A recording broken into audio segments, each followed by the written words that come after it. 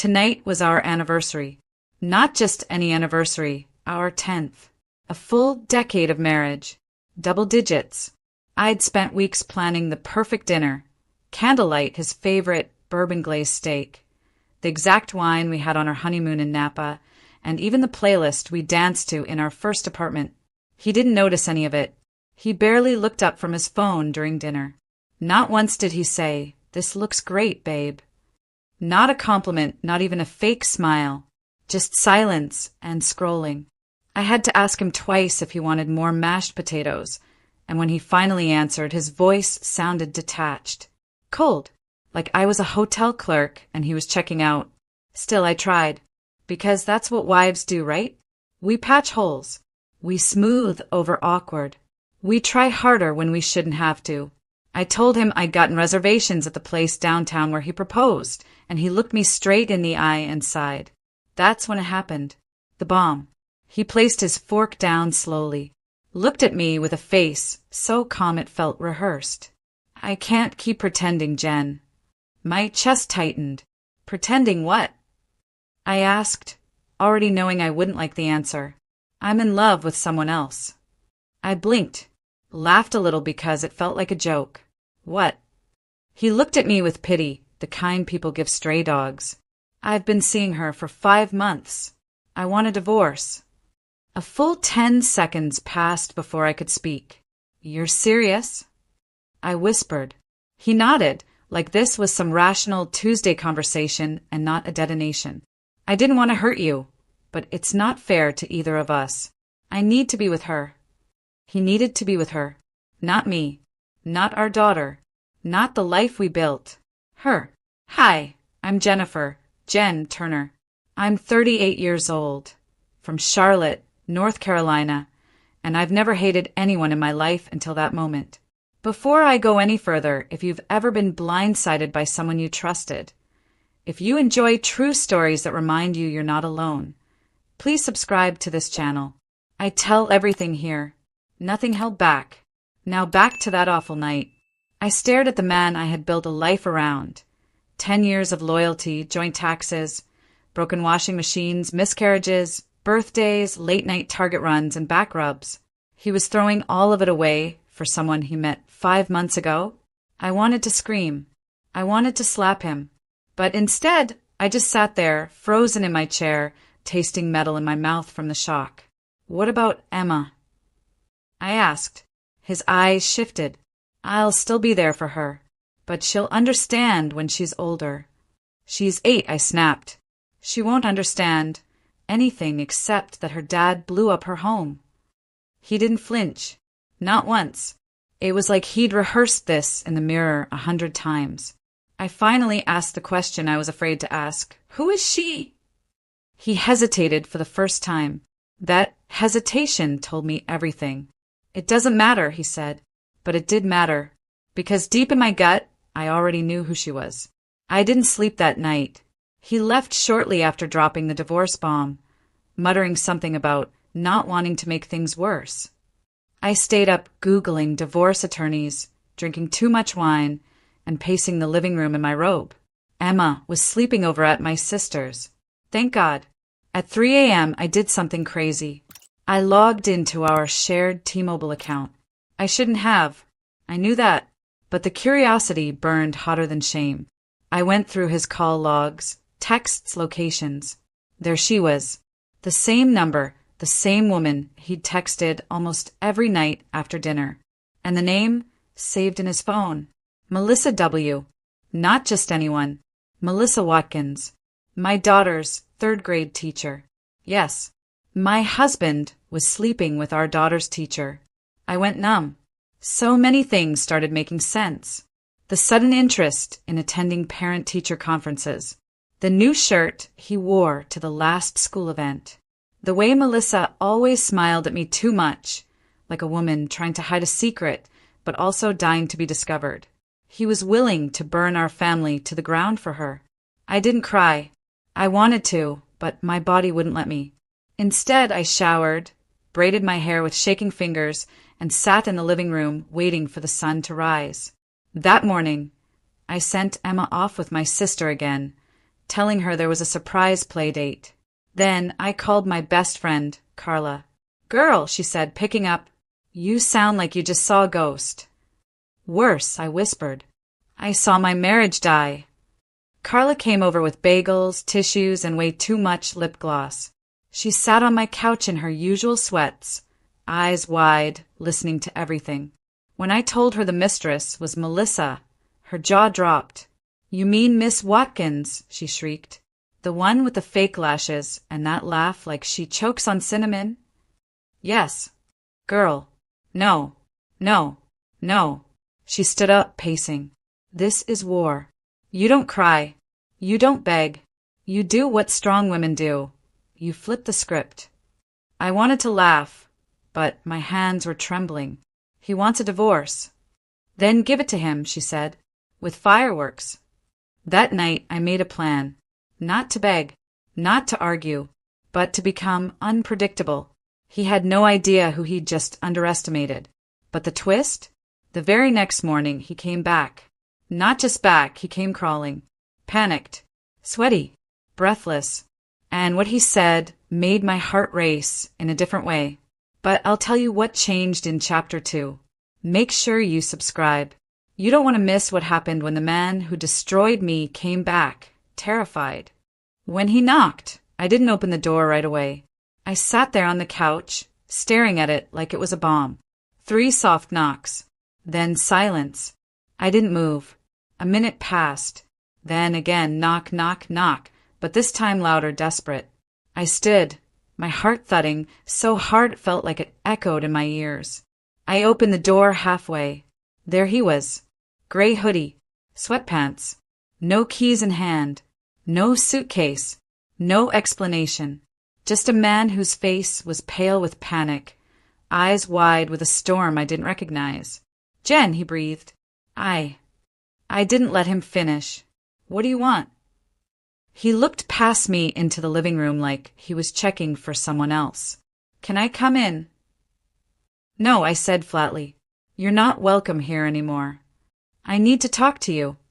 I leaned against the doorframe, folding my arms. "You said everything you needed to last night, remember? Something about being in love with another woman and needing a divorce." He swallowed hard. His Adam's apple bobbed. "I made a mistake." I almost laughed in his face. "That's what you're going with. A mistake." He stepped back slightly, rubbing his forehead. "Jen, please. Just give me 5 minutes. I promise, after that, if you want me gone, I'll leave. Just please." I stared at him, at the man I married, the same man who sat at my table less than 24 hours ago and shattered every vow he made to me. But curiosity, dangerous, volatile curiosity, pushed the door open. I let him in. He walked in slowly, as if the house might slap him. He sat on the edge of the couch, like a schoolboy waiting for detention. For a moment, we just stared at each other. Then he whispered, "I found out something about Melissa." I stayed silent. She lied to me. About everything. She's not who I thought she was. I leaned against the wall, arms still folded. "You're just figuring that out? After 5 months of sneaking around with our daughter's teacher?" He winced. I know I hurt you. I deserve everything you're feeling. But this, what I found out, it changes everything." My pulse quickened. "Get to the point, Alex." He looked down at his hands, then back at me. "She's married." I blinked. "What?" "Married. With a husband. A husband who's been overseas for the past year. He got back yesterday." I just stared. I didn't know. I swear. She told me they were divorced. She said he left her, emotionally abusive, she claimed. That she hadn't seen him in over a year. But he showed up at her apartment yesterday, caught us together. He's a Marine, Jen. I couldn't help it. I laughed. A bitter, deep laugh that tasted like old wounds. "So what now? He threatened to beat you up, and suddenly you remembered you have a wife and daughter." His voice cracked. He didn't just threaten me. He pulled a gun. Silence. My mouth opened slightly. "A gun?" Alex nodded. He held it to my face. Screamed at her. Screamed at me. Said if I ever contacted her again, he'd bury me. I barely made it out of there. I thought I was going to die.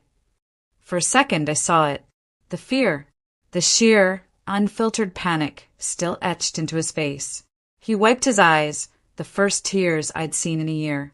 That's when it hit me, he whispered, that I threw everything away for a fantasy, for a lie. And when I thought I might die, I didn't think about her. I thought about you. I blinked hard. I thought about Emma, her laugh, you cooking in the kitchen while singing off-key, our Sunday pancakes, your hand on my back every time I couldn't sleep. I stepped away. I couldn't breathe. You don't get to do this, I said hoarsely.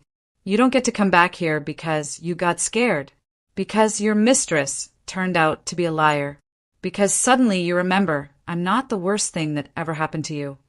I know. He stood. I just need you to know I regret it. Deeply. I was a coward. I didn't think you'd forgive me.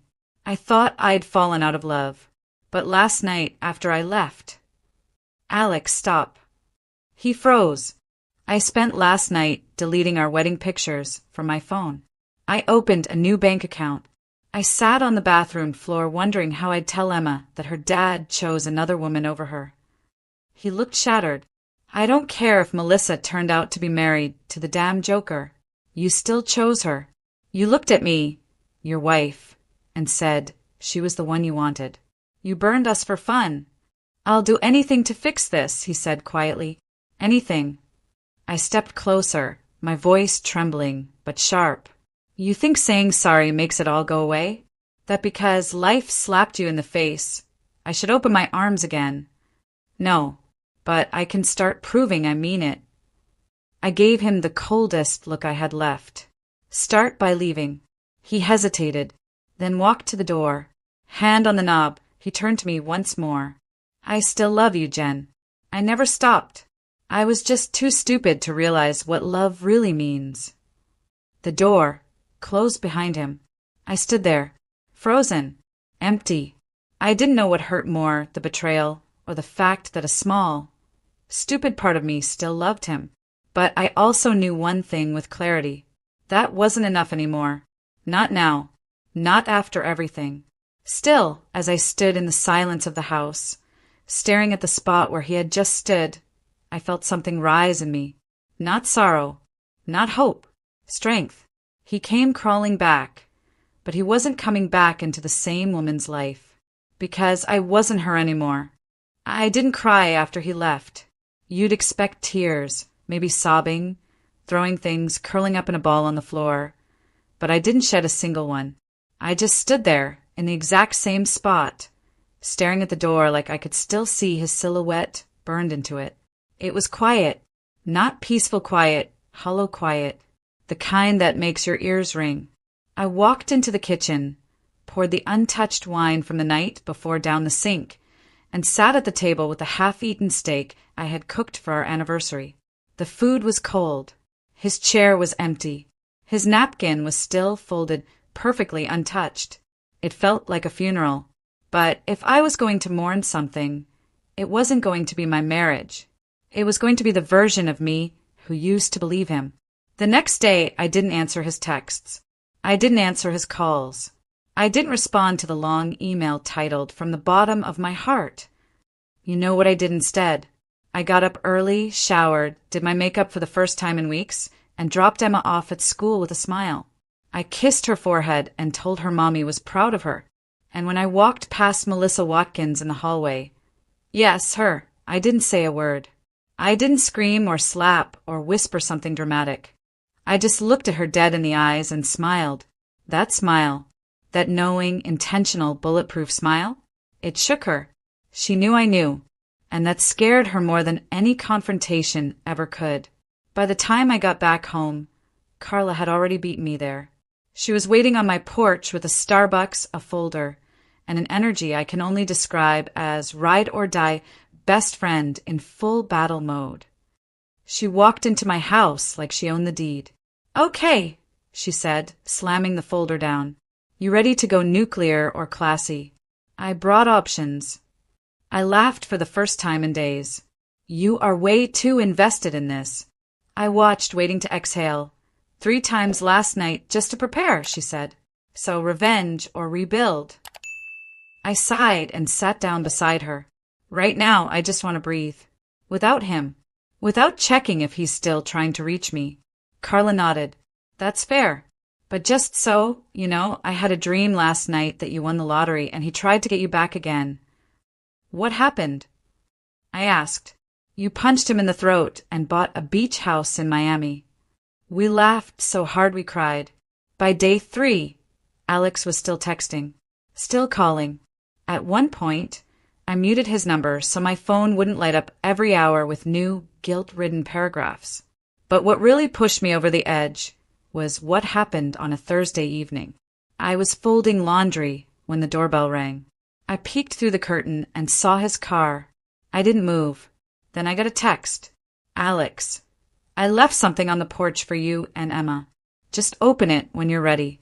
I waited 30 minutes. Then opened the door. There on the porch swing was a box.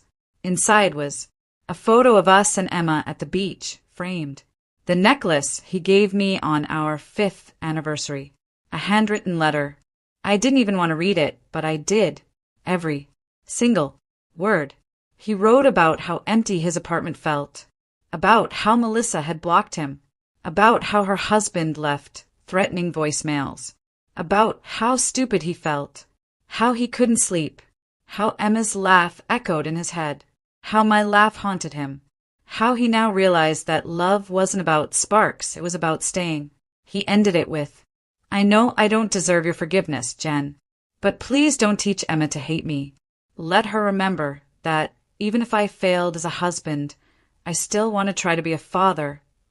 That line, that one line, it shattered something in me. Because he wasn't wrong. Emma adored her dad. And as much as I wanted to erase him, I couldn't erase that part of her. The next day I called him. Just once. Don't come by again without asking first, I said. And you don't get to cry on my porch and play the victim. You did this. You hurt me. You betrayed our daughter. But I won't stop you from being her father. You can call her on weekends. You can come to her school events. But me? I'm off limits. He was silent for a moment. Then he whispered, I understand. I hope you do, I said, because you don't get to crawl back into the life you burned and expect a seat at the table. A week passed, then another, and slowly the silence started to feel safe. I cooked dinner and played music again. I laughed with Emma at cartoons. I had lunch with Carla. I painted my nails. I started reading again. I didn't realize how much of my identity had been tied to a man who saw me as a placeholder. But now, I was becoming my own person again. Not his wife. Not his afterthought. Me. One Saturday afternoon, I took Emma to a fair downtown. We rode the carousel, ate cotton candy, and took silly pictures in the photo booth. Later that night, after she'd fallen asleep, I got a text from Alex. Alex, I saw the pictures you posted. Emma looks so happy. You look beautiful. I hope one day maybe I can earn back the chance to sit across from you and just say thank you for not turning my daughter against me. I stared at the message, not because I believed him, but because I realized something. I didn't need him to say thank you. I didn't need him to love me again. I didn't need him to realize his mistake, because I was finally realizing my worth. He crawled back, hoping I'd open the door. Instead, I let him sit outside and feel the silence he left behind. There's a different kind of silence that comes after betrayal, the kind that wraps itself around your neck like a scarf you didn't ask for. Some nights, even though I knew I had done the right thing, I'd lie in bed and feel it suffocating me. Not because I missed Alex. No, I didn't miss him, but because of what I lost. The vision, the expectation, the dream. It's not the man you mourn. It's the future you built in your head. We were supposed to grow old together. We were supposed to retire on a porch somewhere in the Carolinas. I imagined us holding hands at Emma's graduation, him kissing my forehead when we were both gray and wrinkled. But now, at 38, I was starting over. I was a single mom, a woman with stretch marks, heartbreak, and a scar no one could see but that I felt every morning I woke up alone in bed. It was late October when I met him. The leaves were starting to die, just like the marriage I had finally buried, and Emma had begged me to take her to this little art and pumpkin festival a few towns over. I didn't want to go. I almost canceled, but something in her eyes, maybe the way she said, "Please, Mommy," with that hopeful spark, nudged me out the door. So I threw on a sweater, tied my hair up, and drove us down to this tiny artsy town called Ashford. I remember it smelled like cinnamon and would smoke. Children were running everywhere. Families were laughing. Couples were holding hands. I felt like a ghost moving through it all. Then, I dropped my coffee. It slipped from my hand as I was digging into my purse for Emma's gloves. "I got it," a voice said, and before I could even react, someone bent down and picked up the now empty cup. I looked up. He was tall, maybe 6 feet 3 inches, with dark curls that were just a little too long to be neat. He wore a charcoal sweater with rolled sleeves, jeans, and he had paint on his hands. Literal smudges of paint, green, orange, blue, like he had just stepped out of a mural. "You okay?" he asked, offering a warm smile. I nodded, surprised at how fast I'd forgotten to breathe. "Yeah, just clumsy." He handed me the crumpled cup with a slight grin. "Well, you've officially christened the Ashford Art Fair. Coffee sacrifice accepted." I laughed. It was small, awkward, too quick but real. He stuck out his hand. "Graham." I hesitated, then shook it. "Jen, this is my daughter, Emma." He looked down at Emma, who was watching him with suspicion, as kids do with strangers. He crouched down and said, "You got good taste in gloves. That's superhero-level fashion." Emma giggled. She actually giggled. That was the beginning. Turns out, Graham was one of the local artists displaying his work at the fair. He painted landscapes, mostly rolling fields, old barns, stormy skies over wheat. But he also did portraits, and his eyes lit up when he talked about people. I didn't plan to talk to him for long, but somehow the minutes turned into an hour. Emma was off decorating pumpkins, and we stood near his booth, talking about everything from music to our favorite movies to how the world had become too loud. At one point, I said something about how hard it was raising a kid alone. I hadn't meant to say it.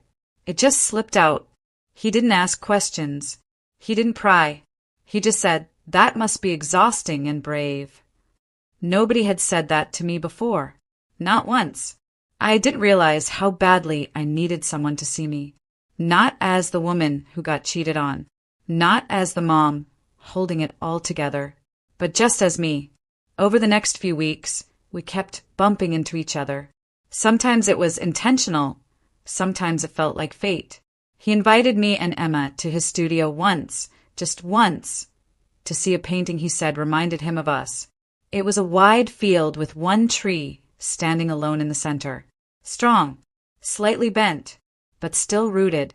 He called it resilience. I remember standing in front of it and feeling the weight of everything I'd carried settle into my chest. He didn't say anything as I stared at it. He just stood beside me, quiet and solid. Later, when Emma was asleep in the back seat and we sat parked outside my house, I asked him, "Do you believe in second chances?" He looked at me, his voice low. "Only if the person offering them doesn't lose themselves in the process." That hit hard, because I had given Alex so many chances. Little ones, big ones, silent ones, and in return, I lost myself over and over.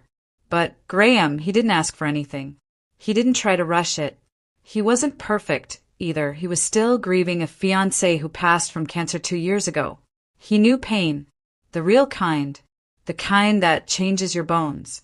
We talked about it once, sitting on the hood of his car, staring at the stars like we were teenagers.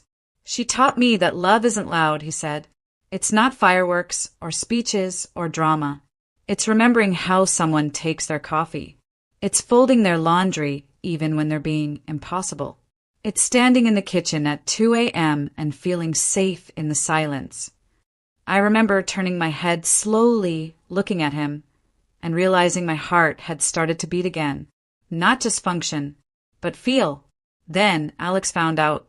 He showed up at my door unannounced again, this time with flowers. He was trying still hoping for a redemption arc that wasn't his to write. "I heard you've been seeing someone," he said. I didn't answer. He looked down at the flowers, ashamed. "I guess I thought maybe you were just hurting. Maybe you'd come back when the dust settled." I stared at him. "I'm not hurting anymore, Alex. I'm healing. There's a difference." He blinked. "Is he serious? This new guy?" "He doesn't lie to me," I said simply. "He sees me, not just when I'm glowing, even when I'm cracked." Alex lowered his head. "So that's it." "That's it." He nodded slowly. "I hope he knows how lucky he is." I almost said he does, but I did know him that comfort. That night, I sat on my porch with Graham. Emma was inside watching a movie. The stars were out. The air had that November bite in it. I looked at him and said, "I never thought I'd trust someone again." He took my hand, rubbed his thumb across my knuckles. "Then don't rush it. Just breathe. I'm not going anywhere." I leaned my head on his shoulder and let the silence hold us. Not the hollow kind, not the haunted kind, the safe kind. And for the first time in months, I didn't feel broken. I felt seen. The past has a funny way of showing up just when you start to feel safe again. It was a Saturday morning. Gray skies, chilly breeze, and the smell of pancakes wafting through the house. Emma was dancing in the kitchen, syrup on her cheek, while Graham flipped pancakes like he'd been doing it for years. It wasn't anything grand, just breakfast. But the peace of that morning was something I hadn't felt in a long, long time. It wasn't loud. It wasn't flashy. It was warm. I had just poured myself a cup of coffee when my phone buzzed. "Alex, I need to talk. It's urgent. Please." For Emma. My heart dropped. Not because I missed him. That part of me was long gone. But because whenever Alex said urgent, it was never good. I waited until Graham and Emma were painting in the living room before I stepped out to the porch and called him. "Is she okay?" I asked, skipping the small talk. "It's not Emma," he replied. His voice was hoarse. "Then what?" "I lost my job." I paused. "Okay, and?" "My landlord gave me a week to get out. I've burned through most of my savings. Jen, I'm not asking you for anything. I don't know where else to turn." I rubbed my forehead. "What does this have to do with Emma?" "I don't want to disappear from her life," he said. "But I don't even know if I'll be in the state by the end of the month." My stomach twisted. He wasn't manipulating me. For once, he sounded defeated. Genuinely. But my empathy wasn't what it used to be. Not the naive, boundless kind. It was wiser now. Measured. "I'll talk to Emma," I said finally. "But I'm not stepping in to fix this, Alex. Those days are over." "I know," he whispered. "I just thank you." That conversation stuck with me all day. Graham could tell something was on my mind. That night, after Emma went to bed, he asked gently, "You want to talk about it?" I nodded, sat beside him on the couch, and told him everything. Alex's message, his financial mess, the guilt, the complicated tangle of it all. Graham didn't flinch, didn't roll his eyes, didn't make it about himself. Instead, he said, "You don't know that man anything. But I know you'll do what's right for you and for Emma." That's when I knew. Love isn't a performance. It's presence. A week later, I invited Alex to meet me at a small cafe near the park. Emma was at her cousin's for the weekend, and I needed to look him in the eye without distraction. He looked like he hadn't slept. Beard unshaven, shirt wrinkled. He gave a small wave as I sat down. "You look good," he said awkwardly. "Don't lie. Let's just get to it." He nodded. "I'm not asking for money." "Good. I just want you to know that I get it now. All of it. How much I messed up. How blind I was to what I had. To what I threw away." He reached into his coat and pulled out a letter. "What's that?" "It's for Emma." I didn't know how to say everything I needed to her without confusing her. So I wrote it down. You don't have to give it to her. Just read it. If you think it's worth sharing, you can. I took it, not promising anything. He looked out the window and said, You ever think about how one choice can change your whole life? All the time. He sighed. You were my safe place, Jen. I was too stupid to recognize it until I was standing in the ruins I created. I could have said 100 things. About how love shouldn't be realized through ruin. About how he mistook comfort for boredom. About how he only loved me when he lost me. But instead I stood. I hope you figure things out. For your sake. For Emma's. But this us? It's done. I'm not carrying your weight anymore. He didn't stop me as I walked out. And that silence, it felt like closure. That night I read the letter. It was messy, filled with apologies and memories. He wrote about the time Emma was born. How scared he was. How he watched me hold her and thought I was the bravest woman alive. He told her he'd failed, not just as a husband, but as a man. That she should never settle for someone who can't see her fully. That he was proud of her always, even from far away. I cried, not because I forgave him, but because I needed to hear those words for myself once. Years ago, I gave the letter to Emma the next morning. She read it in silence, then folded it carefully and said, Can I write him back? I smiled. Of course. Healing, I realized, doesn't always come in dramatic moments. Sometimes it's in quiet choices, in letting your child have what you didn't. A clean page. Graham never asked about Alex again. He didn't need to. He showed me what steady love looked like, not with grand gestures, but with small, consistent ones. He fixed the leaky faucet without being asked, brought home Emma's favorite cookies after a hard day, let me cry when grief hit me from nowhere, held my hand in public, not to show off but to anchor me. One evening, he took me out to this quiet spot by the lake. We watched the sun go down. He turned to me and said, I'm not here to replace anything you've lost. I just want to be part of whatever you're building next. I stared at him, at this man who never asked me to shrink, who never feared my strength, who never used love as a bargaining chip. I'm not building alone anymore, I whispered.